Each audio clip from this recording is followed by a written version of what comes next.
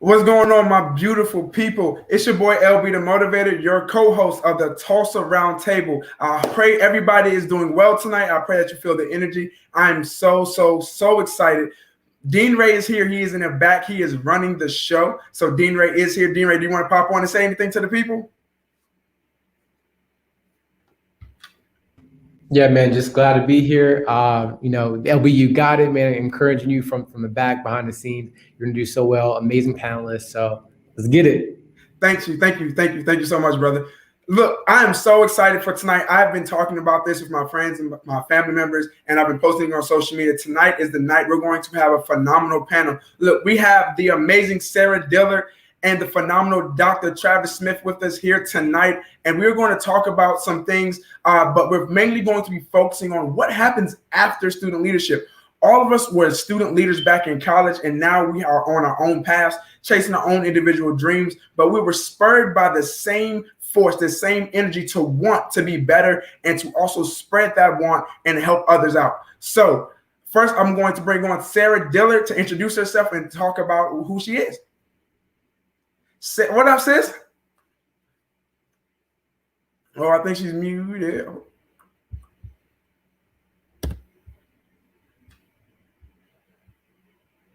Oh, hold on. I think you have to unmute yourself.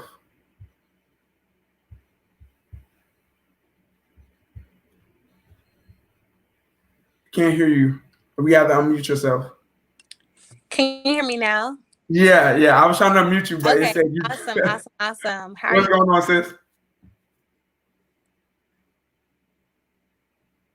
Can you hear me okay? Yeah, we hear you. We hear you loud and clear.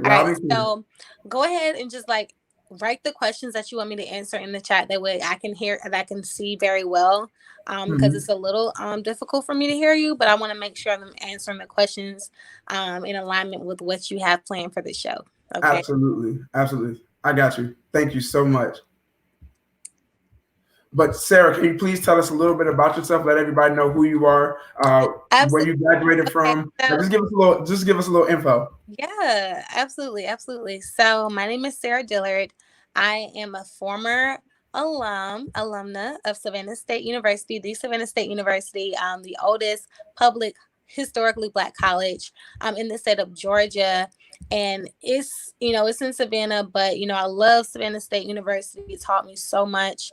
And I did do a lot of things while I was there, including, being a former SGA president, being the first White House ambassador and initiative for the HBCU All-Star program, which is how I connected with Lamar.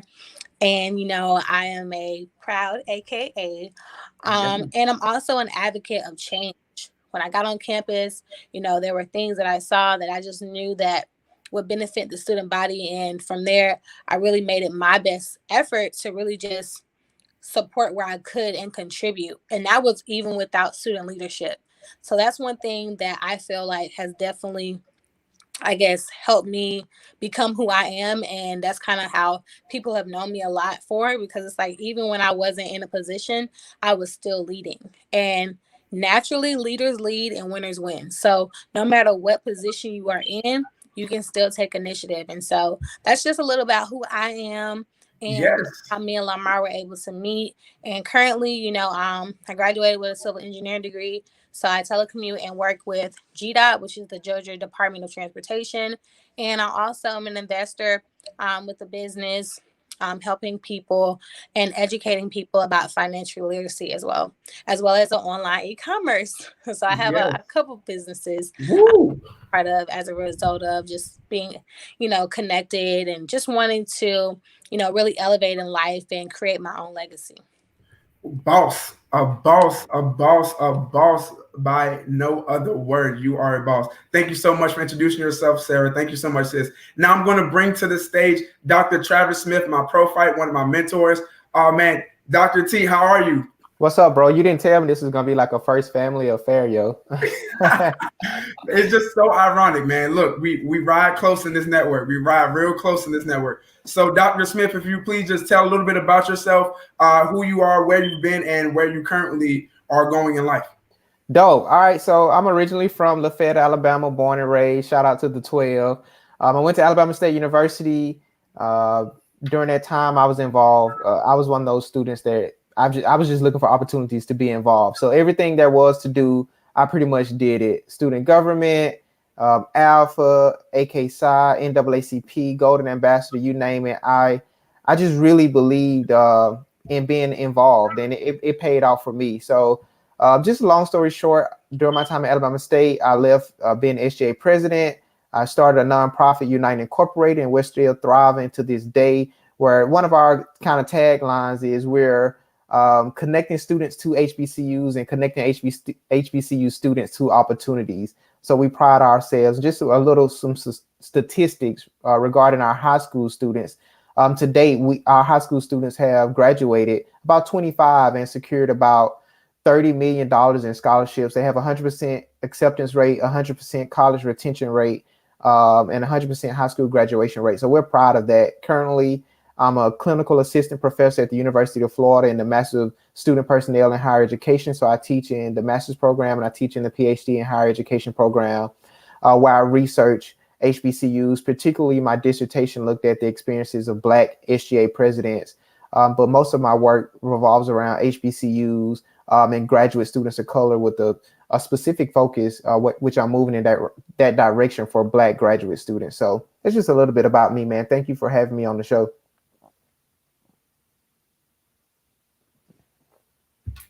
The phenomenal Dr. Travis Smith, thank you so much. Thank you so much for being here. We're having a little technical difficulties, but you know what? We're not even going to fret. We're not going to worry. The devil's not going to win, y'all. The devil's not going to win. He don't want us to be great, and he's not going to win. We don't let him stop the show. Trav, both of us have spent time in the field of education, and you are currently continuing your aid to education, giving it your all to help build up. And now you're teaching college students. And I met you, you were teaching high school students. You were teaching high school students when I first met you. So what is that difference like? What is the difference for you teaching college students versus high school students? Oh, that's a really good question. I would say teaching high school is a little more difficult than teaching college to me, to be honest. So when I was teaching high school, I was teaching 5 different preps in a semester. So we were on 7 periods, and I had 5 different preps, and that's difficult. Doing lesson plans for 5 different preps, and now I only have 3 preps for the entire semester. I think that one of the biggest things in regards to like the difference is dealing with parents and not dealing with parents. So on a high school level, you know, you have a lot of interaction with parents, and some good, some not so good. But in college, you're dealing directly with the students, and I think the age group, right? The age range is different. So how we approach students from a philosophical piece. Even I teach master's students, so it's different than undergrad. So I think there are a lot of commonalities. There might be more commonalities than differences, to say the least. The pedagogical approach, I would say, is still the same, like being interactive, being project-based, bridging theory to practice. You do that in high school. And I taught high school science, so you have to bring science to life. But I think the biggest thing is, for me, the students I teach are intentional about their pursuit of this master's in student personnel, like student affairs, versus in high school, they were most of them, didn't like science. So they were just there because they had to be there. So that's kind of like a different motivating factor. So. Okay, great. Look, so I taught middle school. I taught 8th grade science. So I was like right on the cusp of them transitioning to high school. So it was a lot of emotions, a lot of hormones, a lot of big decisions that students were starting to make right before high school. So I was a part of that process, and I'm looking forward to watching those students develop. And I think that's like the greatest part of catching them a little early, watching them grow, and the light bulbs finally coming on for a lot of principles that we teach, like even try to ingrain into the students. Sarah, how you doing? We good? Yes, I'm good. How are you? Oh, we real good. Okay, we real good. So Sarah, we met in 2015 as HBCU All-Stars. We met at the official White House conference. And then, you know, we both had ambition to continue on in our lives and chase these careers. But now you're on this journey to entrepreneurship. Like you're being your own boss. You're not answering to anybody. You want to make your own hours, do your own thing. What brought that upon you? Like, what made you make that decision instead of the original route we were both on? And hey, we're chasing these careers, we're going into these industries, and we're going to work for someone. Right. Thank you for that question. So I think that the realization just came from wanting to be able to create a legacy that was mainly based upon skill set and ownership. That's one thing that was heavily taught at my university. It's like, okay, learn these skill sets, but you need to be able to create your own legacy from it. And so when I thought about it and I thought about my own legacy and what I wanted for, you know, my future generations, it was something that, you know, I created, right? Why not create a skill set or learn the skill set that you can pass down? Because ultimately you cannot pass down a job, right? You just cannot pass down a job, but you can pass down LLCs, properties, skill sets. And so that for me was very important because I knew that I didn't want to be behind a cubicle desk my entire life. And for me, I needed that flexibility and be able to use my creative skill set to impact more people. And I couldn't do that being confined in my cubicle. Like, I really do love outreach. I love educating other people, and I love being able to travel and, you know, use my time the way that I want to use my time. And I knew that ultimately, yeah, I was going to be able to fulfill my passion by doing that. And so hey, it's very exciting. And it's one of those journeys that, you know, you're constantly growing, you're constantly elevating as a person, whether it's personal development or, you know, getting different perspectives. It's just all, I think it's all working together for good. And I feel like I've gotten a lot more experiences because, you know, time is just an acronym for things I must experience. But a lot of times we don't have the time to experience the things that we want to in this lifetime. And I just wanted to be able to expand my time and make sure that I was fulfilling the dreams and the purpose that I felt God had planned over my life. So, you know, I took that leap of faith and, you know, I've been doing well. Ooh, the things I must experience. This must, like, okay, so this idea of must experience this, we have to go through certain things. Like, that is really, really important. Because I think a lot of times we choose what we must go through when it's not necessary. We're choosing the things we must go through, and they're not actually necessary. We can make other choices, other decisions. And so, look, that passion you talked about to free up your time and create your own legacy, that passion is something that we've all felt at one point or another. And I want to believe, you know, we took that into our student leadership positions when we were student leaders. But before we actually obtained the position, we were on campus as just a regular, you know, I'm going to college. I'm here to get this degree. I'm here to be a part of this class and to gain as much knowledge as I can. What was the shift for both of you? What was the shift that said, you know what, I want to take it to the next level. I want to help lead the student body and not just be a member of the student body? Did you want to answer that question or you want me to answer first? We could talk. You first. Okay, you can go no ahead. problem. For me, well, my path to college was a little bit different. I graduated from high school, and it's so funny. I was helping everyone else apply for college, but myself, I hadn't even applied. It's so funny how you can help other people fulfill their dreams, and then it's like when it comes to you, you're like, yeah, I'll get to it when I get to it, right? But you know, when I applied for school, you know, I kind of did at the last minute. I'm not gonna lie, I did at the last minute, but I was fortunate to get on campus.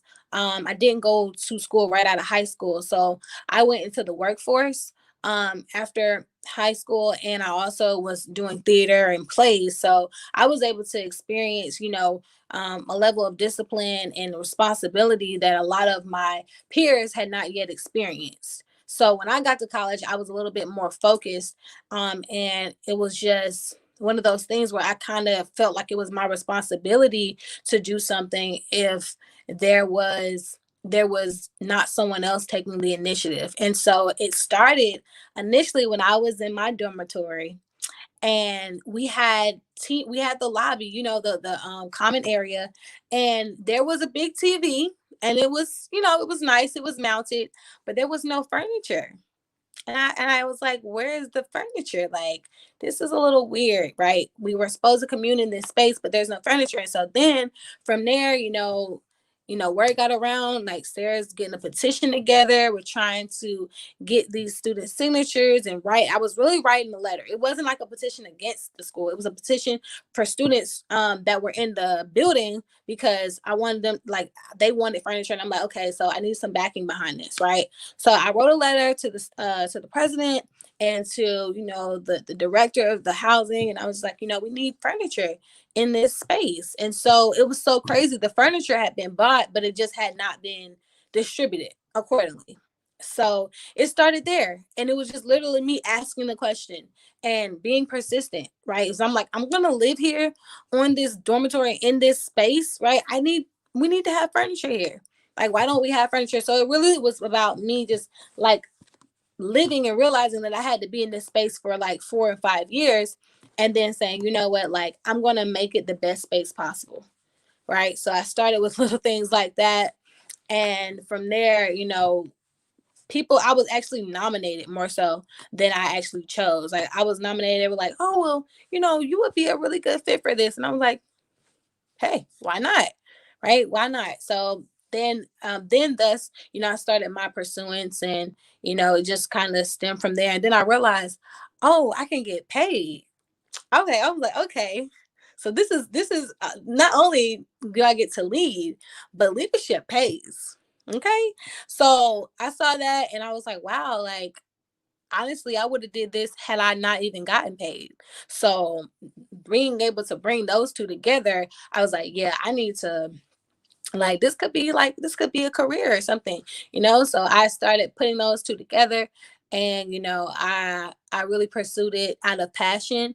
But then I also recognized that I needed to eat, and I needed to be able to take care of things as a college student as well. And so I was able to match those two up and really create I guess, like a leadership career. So I did Residence Hall Association, SGA. What else did I do? I did NCNW. I did the gospel choir. And so in the gospel choir, we also did like volunteering and singing at different churches. So it just really was the first start of me just really going out and just fulfilling my passion to the fullest, and just trying to fulfill all of my gifts and really just spreading love and light around campus. So that's kind of how I got into the leadership. That was my story behind just, leadership through just volunteering, initiative, and just taking it one day at a time, and recognizing that my student body really respected what I did.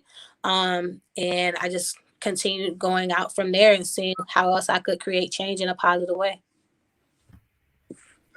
Thank you so much. Thank you so much for sharing that story. Honestly, like this, it seems like your leadership truly started with this idea to organize and just, hey, there's a bunch of us with this idea and this want to have furniture. We all want and deserve this furniture, and I'm going to take the initiative to kind of step up and organize this in a way that we can deliver, create something that's deliverable. Like, hey, this is what we would like, and here are all the people that agree with this. So that initiative. And you still live by it. We talk very often, and you still live by initiative, taking initiative and creating a plan and acting on it. Dr. Smith, can you tell us your story? How did you get involved in student leadership? Yeah, I don't know if it was a necessary shift per se. I've always been active, I try, as I reflect on the question, I'm thinking about, like, even going back to elementary school, being active in middle school. And definitely being active in high school is like I always found myself organizing something, leading something, being active in some type of intentional change. I remember one of my high school teachers, who's currently the principal there. He was like, "Yeah, you're a rebel. You're gonna be a revolutionary." And I was like, "Wow!" Though it didn't resonate to me until, like, I got to college in my latter years. But yeah, it was kind of like it just evolved. I think once you get a taste of change, and once you get a taste of like impact and community impact, and you see that you have the ability to help folks out, I think that really does something to the soul. So for me, it was there at different levels. It just continued to expand, especially as I got to college, the impact grew. So when I first got to college, I was gonna do the marching band, and that did not last long. I think it lasted to Wednesday. I quit after lunch. It was just, if you're a marching hornet, that's a whole nother level of commitment, and that's something that I truly didn't want to do. But I think my band director kind of coerced me into doing it. But that was like the last time I actually did something or attempted something that I truly wasn't passionate about, and you see it, right? Because it takes a lot to get through to that stage. So when I quit, I was on campus for another week before the other freshmen got there because it was pre-drill. So I was just, found myself outside talking to folks, meeting folks, and became, I was already a social butterfly. So just found myself just opportunity, networking. And one thing led to another. I ran for at that time Martin Luther King dorm president. I won. I beat out one of my pro fights, actually, who went on to be a senator for SGA. Funny story, I got impeached or got kicked out for breaking the rules. And then that same guy that I beat out asked me if I wanted to join SGA in the spring because they were recruiting. And I was like, heck yeah, I don't have a position. I want to do something. Not that you need a position, but that was my young mindset, thinking I had to have a position. He introduced me to SGA, and everything else was like magic. Once I did my first initiative in SGA, it was an initiative with the health center. And look, what did I do? I think I was assessing their policies and procedures, and we rewrote some of their policies and procedures, and it was kind of like a light went off in my head. Like, I can do this for the rest of my life. Like, being able to walk away from the meeting that we had when we decided to change those policies, it was an aha moment. Like, this is it. Like, this is the calling to be a change agent. I didn't know exactly how I would do it. I didn't know that I would be an educator, but I knew that I wanted to be that change agent. So I continued to just kind of grow in SGA and went all the way up the ranks to SGA president, and, use my leverage and my abilities to empower folks. One of my passions is developing folks. That's one of the funnest things that I have. Not that I have. That's one of the funnest things that I take pride in regards to leadership, is being able to develop other leaders. And not that I'm developing them, but just giving them the tools to be successful. One of my rules is, if you can't take my position, then I failed you. You should be better than me because you come out, like I'm the mentor, right? And you should always be better than the mentor, because the mentor should be giving you game. You shouldn't make those same mistakes. So I tell all my mentees, like, you have to be better than me. You have to be smarter than me. And so that just it just leveraged me. It catapulted me to a whole nother level.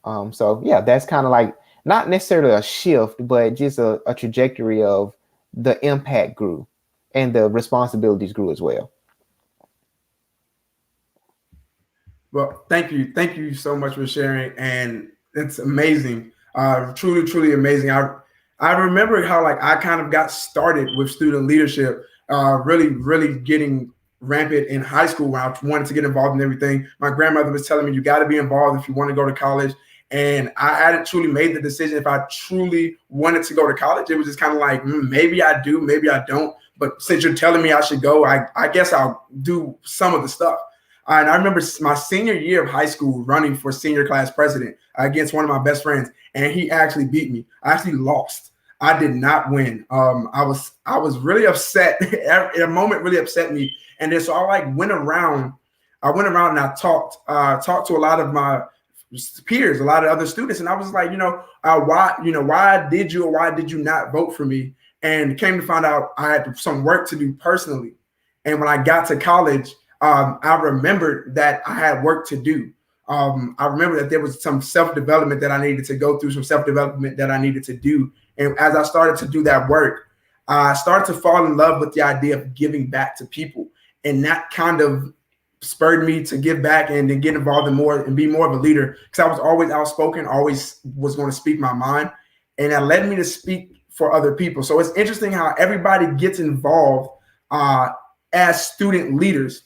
Everybody's getting involved as student leaders, but we're coming from different spaces, different experiences. And I think that's extremely important to recognize that there's not one background to student leadership.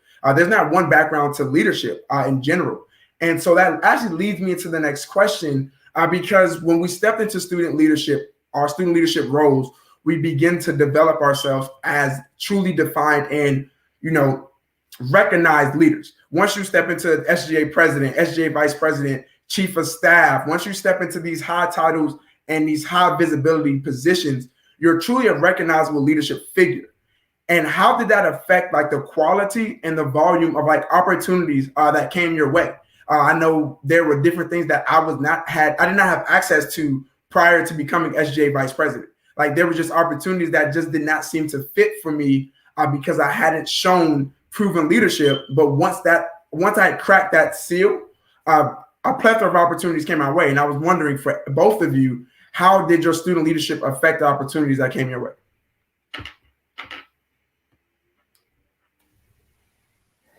Okay, so I have an answer, but I also have a critique to this because the opportunities were crazy. People were just throwing opportunities left and right, scholarships, jobs. The connections were insane. And again, I'm a social butterfly. I love building authentic relationships. So just being in those spaces allowed me to really flourish and allowed me to just have opportunity to do whatever. Like I graduated college, which is hella opportunities. And one of the things, even like going to grad school, I didn't even attend the grad school recruitment fair. My professor emailed me after the fair and she's like, "Hey, Travis, I think this would be a great opportunity for you. This guy was here. I know him personally. Here's his email. Tell him I told you to reach out." And I got into grad school. And I didn't even have to do the official application.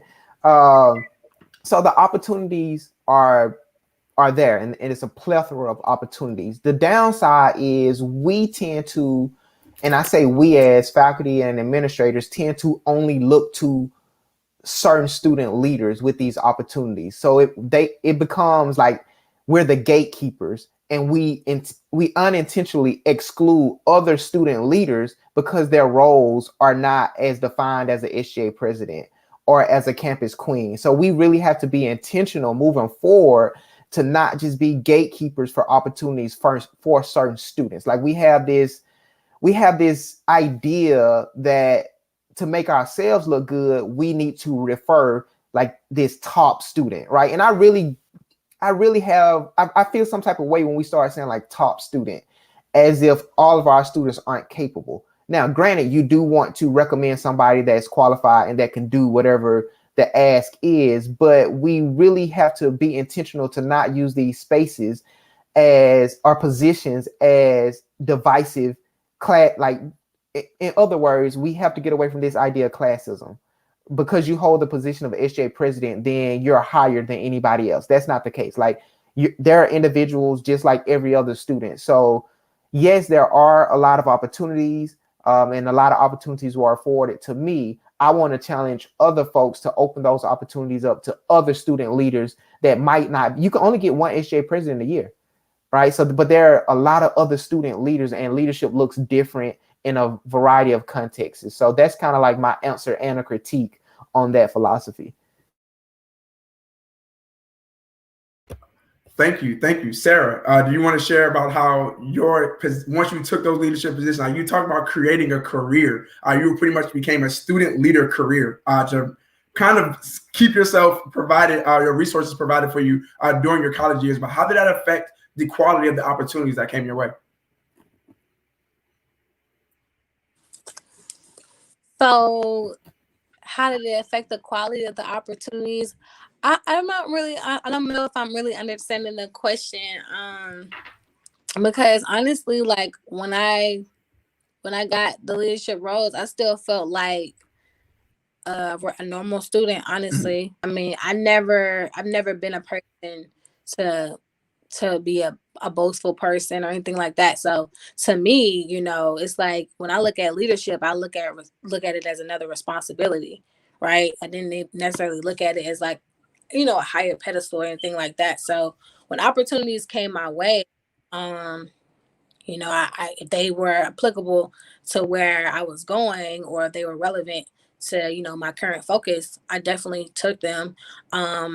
For instance, I was able to myself with APAC, right? APAC is American Israeli Palestinian Alliance, like correlation or something like that, right?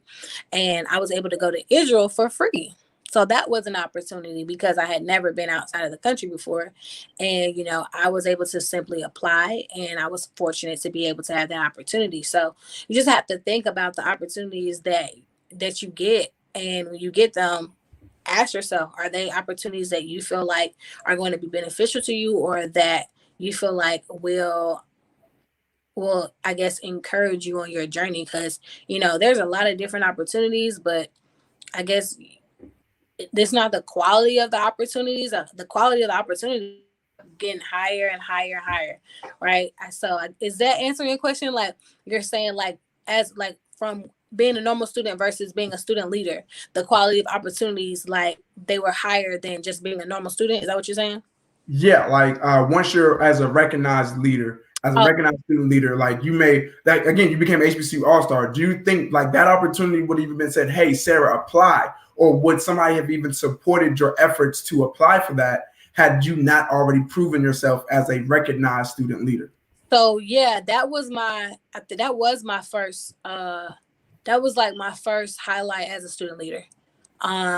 So I got that one before I had, I guess that was like the really big one.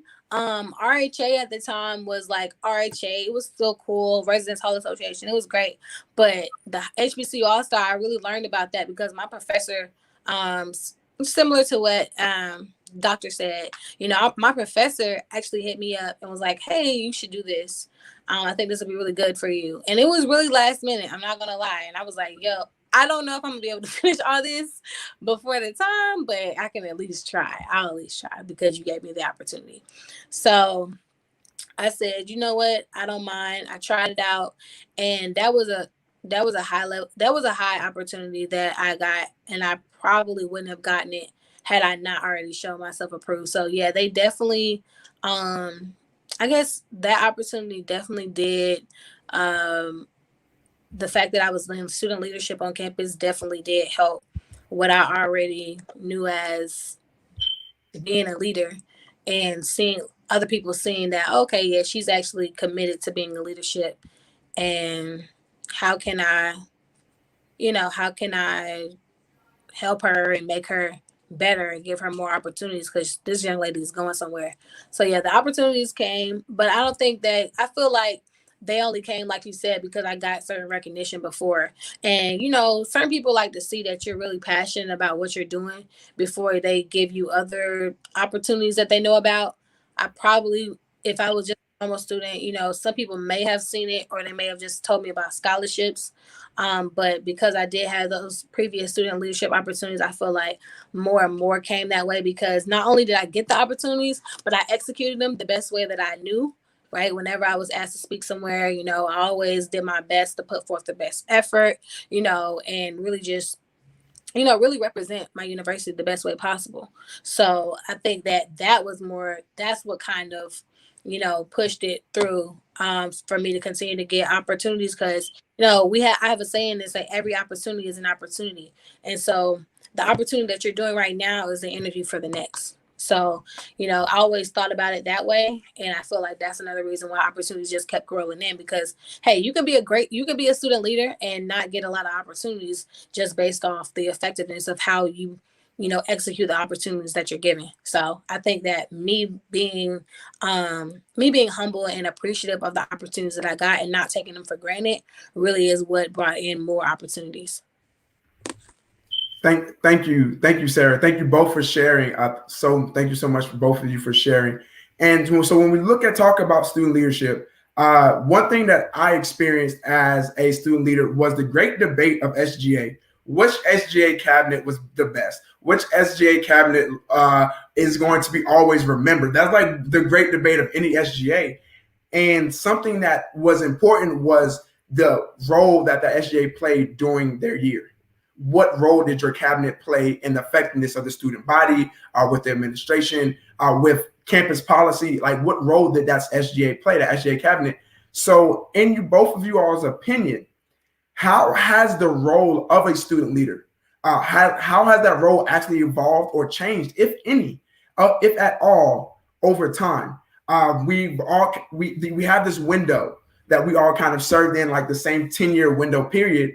And looking at before, Travis, Dr. Travis, you and your research, you've studied so much about leadership and how people are involved in campuses. How has it changed over time? And do you think it's going to continue to change or remain the same?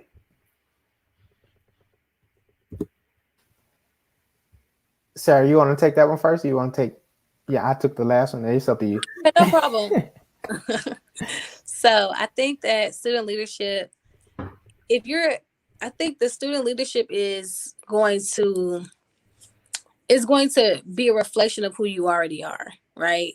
And in addition to that, you're developing, because a lot of people think that, oh, because you're a student leader, you automatically get all the development of, president or whatever. But honestly, when you tap into student leadership, it's just you saying, I'm willing to take on the journey. I'm willing to take on the responsibility.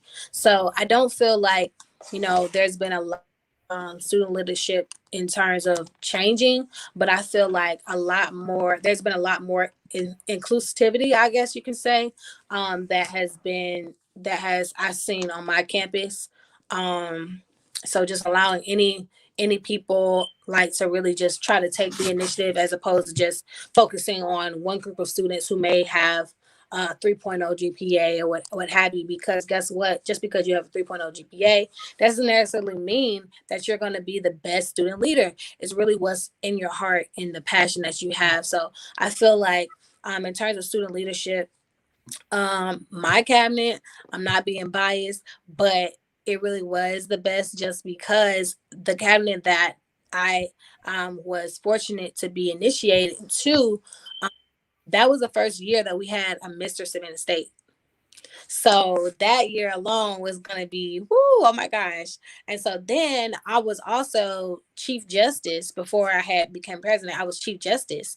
And I was the first female Chief Justice they had in like over decades. So it was a really big deal. Like, we broke a lot of barriers with our cabinet. And I feel like came in, we were like, okay, now we broke all the barriers. Now what are we going to do for the student body? And we had to come together as a collective and figure out our initiatives and what was important to us and what we had saw on campus. And so I feel like in terms of student leadership, everybody's going through their own journey of development, but coming together what is a really big deal when it comes to just evolving student leadership over time. And I feel like now student leaders are a lot more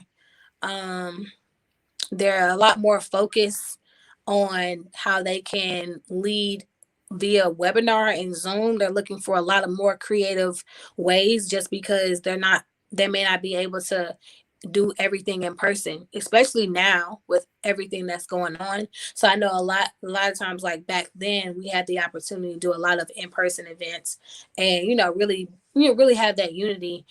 So now I feel like student leaders have to work a lot harder to create those creative initiatives that show that they're still working out loud, they're still about their campus, and they still have excellent school spirit.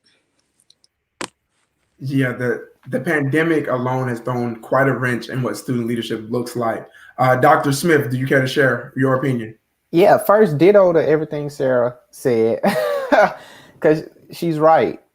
There's nothing really new under the sun in regards to like if there's been like a massive evolution of what student leaders are currently going through or their leadership styles. I think one of the biggest things we see a difference in, let's say, from early 2000s to now is social media. Social media has changed really the landscape of how leadership is defined and how leadership is exemplified. So where years ago, if you wanted to do like protests and things of that nature, I think the work was harder to spread the word versus now at your fingertips in 140 characters, you can start a protest. And so I think that's a tool that a lot of student leaders are leveraging, which I love to see. I love student activism. Students have my heart, truly. So I love to see that. But I also, on the flip side, think that with social media, there are some toxic pieces in regards to like being boastful, in regards to bragging, right? And showing off like, yeah, I am the SJ president, or I am the campus queen, or I am the Mr. on campus. And it can go to your heads. Like, I think there's a disease out here, and it's called thriving for likes. So now you see folks that could potentially just be posting for likes versus not truly having the pure intent or the student's voice or the student's desires and their wills at heart. So I think one of the biggest changes we've seen is social media. But in regards to student activism, I think student activism is still the same. Students are doing a great job at not settling for anything less than excellence and demanding excellence. I just think the vehicles and how they express that is different. And Sarah touched on a really important topic around inclusivity. We have to do a better job at not stereotyping what a leader should look like, specifically at our HBCUs. We have to be more inclusive with all folks, especially LGBTQ plus folks.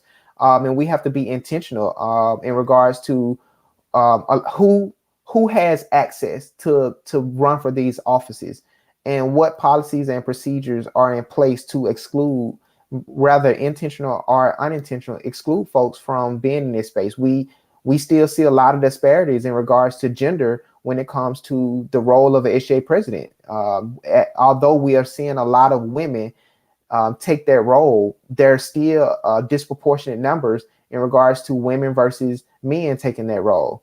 So we have a long ways to go, but I think in a positive light, the evolution, students' voices are becoming more vocal, and I think I love to see it. I think this next generation ain't taking no mess, and I love it. And so I just encourage students to continue to fight the good fight and continue to be vocal and continue to demand excellence in everything that you do. Thank you so much. And both of you are absolutely right. You're absolutely right that we cannot limit or define what leadership and who gets to step into leadership and what that role looks like by identity. I think that's really, really, really important. I think a lot of times, like even institutions on a administrative level worry about who takes on these leadership roles and these highly visible leadership roles and what that candidate's identity holds on their social media, what that candidate's identity holds on like campus. What does the campus talk about that person? And we're investing too much into that. I truly, truly believe that, because I think you can come from any background and have been through many, many different experiences and still be a positive leader, still be a good leader, still be someone that the world needs because they need to hear your story. They need to hear your story and how you've overcome. And I think a lot of times we lose that value. We lose the value of different identities because we are so afraid of what happens when someone who doesn't fit the mold steps into the position and they don't, and they fail, or they might fail at being a good leader. But it's like we don't give that same worry to someone who fits the mold, someone who fits the identity. It's not like, oh, we're not worried about what happens when they fail. It's like, oh, if you fail, well, we've had a bunch of leaders that look like you that fall into your identity that failed, so we're not worried about it. But the moment someone new, some new identity steps into that position, whether it's your sexuality, your gender, your race, your religion, like no matter what identity marker you use, I think when you don't fit the mold and you try to step into that position, it sends fear because they have no idea what success looks like and what failure looks like for that identity. And a lot of the work as student leaders is tied into identity. I truly believe that. And with that being said, what is the value of identity in different spaces and leadership, not just in education as students, but the value of leadership and identity in business, in hospitals and hospitals, in science and STEM and STEM related fields, in all these different spaces, and athletes, different sports that typically don't hold. Let's look at sports outside of basketball and football. What happens if a Black person is really good and dominant in another sport that's not one of those two? Like, what is the value of an identity in a leadership role in different spaces? Yeah, I think it's two things. The first thing is you can't be what you can't see. So we need folks with all identities to be in all spaces so that people coming behind them can be inspired, and they can see like, hey, that's achievable. I could see that. I think the second piece is regarding our perspective. We only have one perspective, and that's how we see the world, how we construct knowledge, how we come to know and value what we value. So if you're the only person making the decisions, then the decision is going to be limited to your perspective. So I think the value of bringing various identities is to ensure, number one, that everyone has um, interest and everyone has a say, a word at the table on the decision. But number two, it makes the decision that much better. I in my own fault, early on in my leadership years, wanted everybody around me to be who I thought I was, right? And that was limiting because I only had folks around me who thought like me. And so we were limited in, like, the law of the lid. You can go only as high as you think. So in regards to bringing different perspectives and diverse perspectives around you, it allows you to go to levels that you never could have accomplished, because now someone else is bringing something that you never would have thought of, or someone else is sparking an idea, asking a critical question that, because your view is limited, you wouldn't have access to. So I think there's beauty in being around diverse folks and being around diverse perspectives. And I'm using this word diverse really loosely because it's extremely watered down. I'm just talking about the ways in which we come to know what we know. Thank you so much. Diversity, and the loosest term possible, dealing with that, even that term diversity right now with one of my jobs and understanding what it truly means. Sarah, do you care to chime in on this? That was awesome. Dr. T, I loved your responses. He mentioned the law of the lid, and that's so, so, so very important. And speaking to that specifically, I think that is very much so important to have different leaders together, because when you have different leaders together, that means that everyone's perspective is able to be increased. And you can only evolve if you are evolving around other people who have the same tenacity and mindset of leadership as you, but just may have a different walk of life. Me being a part of, my businesses and the people that I have as leaders in my business, they help me grow, because guess what? If I didn't grow up, in a single parent home, or I didn't grow up with certain challenges, then I can't relate. But guess what? That perspective helps me to be able to show compassion where it's needed. And I feel like a lot of times leaders lack compassion because they don't understand the experience of what certain paths of life look like. So it's really important to be able to have different leaders. I feel like we all bring uniqueness to the conversation because we all have different paths of life. No matter where you come from, no matter what you look like, no matter what age you are, you have a different perspective. Your perspective is not going to be the same. And then, just being able to grow as leaders, development is important. And I feel like personal development is key in leadership. So being in business, you do have to show that not only can you be a leader, but you can also be teachable and coachable, which will advance your leadership. So I think that those are the main two that I wanted to make sure I touched on, because I feel like, you have to be in a position to consistently be coachable and always be learning so that you can become a better leader in business, and also understand how to show compassion so that you can grow from learning people's experience and increasing your perspective. Perspective. Thank you so much. Perspective is like extremely important. I feel like perspective is what actually gives us the access to wisdom and understanding to truly build the best possible version of ourselves and the world around us. Like, without a broadened perspective, without an ever increasing and ever growing perspective, I really truly believe we will limit ourselves. And the possibilities, not only in our lives, but in the lives of all of those around us. When we limit our perspective, I truly believe we limit what God can do. And we stop a lot of great things from really coming forth. We really do stop a lot of great things from coming forth. We are winding down to our final 7 minutes here, and I really don't want to stop this conversation. It's really good and it's getting better. It seems the longer this conversation happens, the juicier it gets, the more good stuff that's pulling out. So I have just one question that's going to be twofold, both of you to answer. It's a twofold question. One, because you were galvanized into leadership through your student experience, what with the current unrest in our country, what are some actions you are taking to bring forth equity? Some actions you're taking to kind of deal with the unrest in your own way? And what are your hopes for the future? What are your hopes for the future, and what that we are not going to end here? That what we see is not all it's ever going to be, but there is a better tomorrow. What are your hopes, and how are you acting now in this current time of unrest?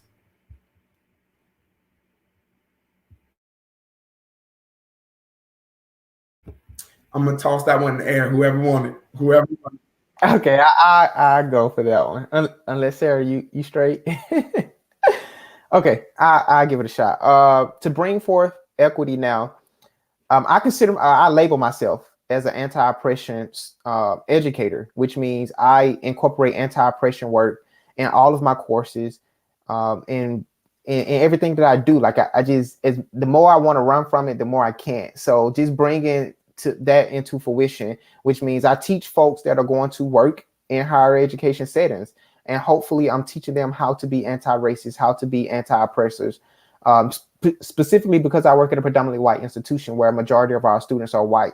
So engaging in these conversations, not just in a diversity class, but in all of the classes. Even like you think about assessment course. How do you engage in anti-oppression work with assessment? The questions that we ask, the way in which we deliver assessment, right? The assumptions that we make in regards to who has access to technology, who doesn't. So bringing that into my everyday life is a joy, but it's also a struggle because you're constantly faced with ways in which the world doesn't see you as human, and the ways in which you have to constantly fight just to be Black.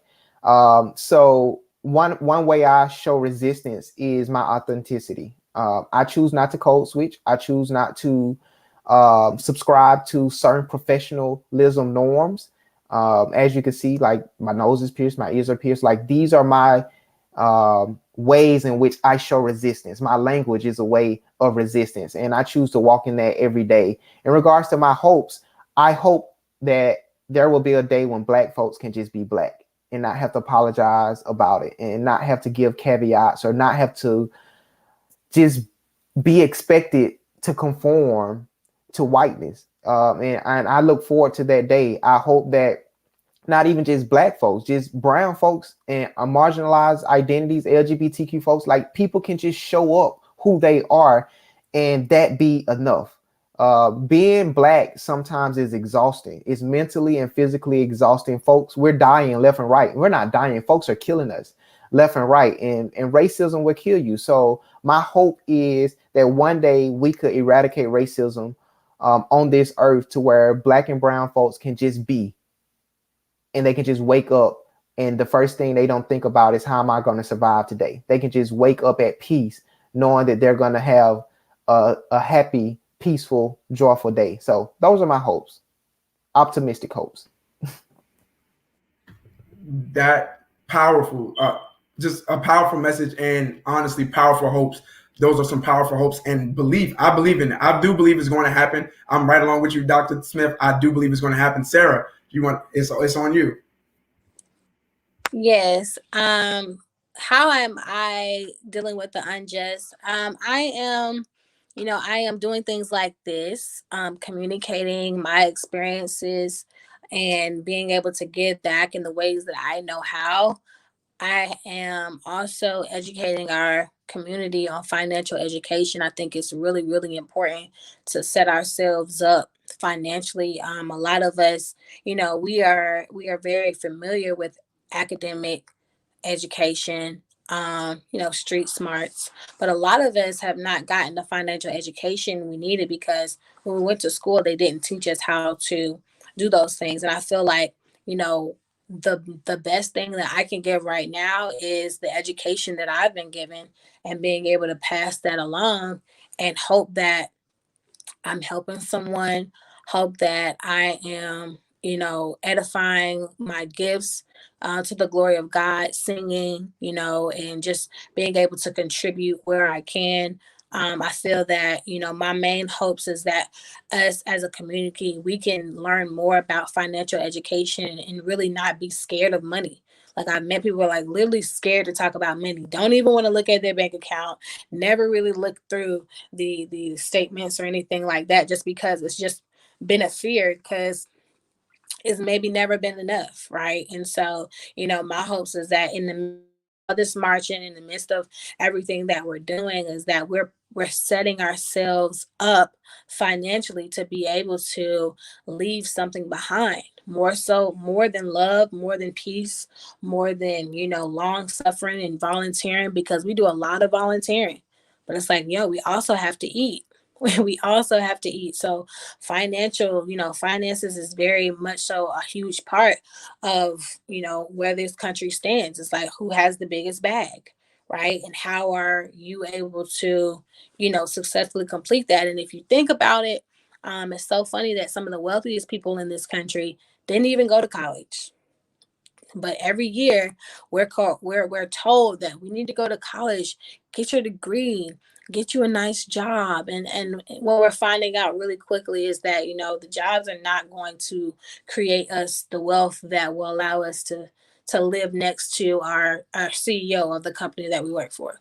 Right? It's going to have to be something else that drives that in addition to, right? So having those 7 streams of income and setting yourself up, setting your legacy and your generation up for success, so that they don't have to get it out the mud or struggle the way that you have, is going to be really important. And another way is also donating to HBCUs. I was fortunate to create a scholarship for my university.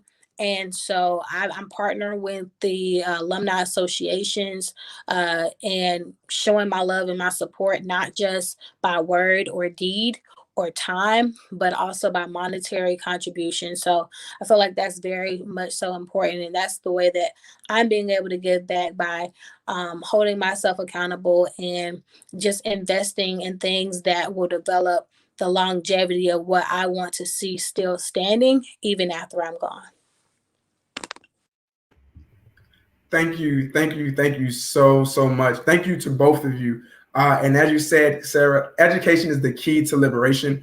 And education doesn't necessarily mean going to college or a formal sense, but education is this idea that we're going to continue to grow and learn and expand our minds in a lot of different areas. And as long as we are educating ourselves, as long as we are building ourselves up, I truly do believe that one day we will all be liberated from all the things that bind us, the financial worries, the racism. We can defeat racism by educating ourselves on each other and our own identities, and understanding that we can live in peace amongst each other. Like, we don't have to take. Everybody has more than enough. And so just as we continue to educate ourselves, will love each other, loving each other and pushing forward. That is going to be key to true liberation.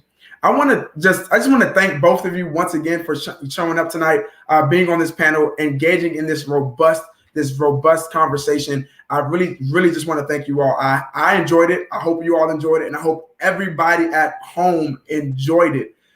Thank you again. I love you all so much. It's your boy, LB the Motivator, with the Tulsa Initiative. And this was our roundtable, and we out. Peace.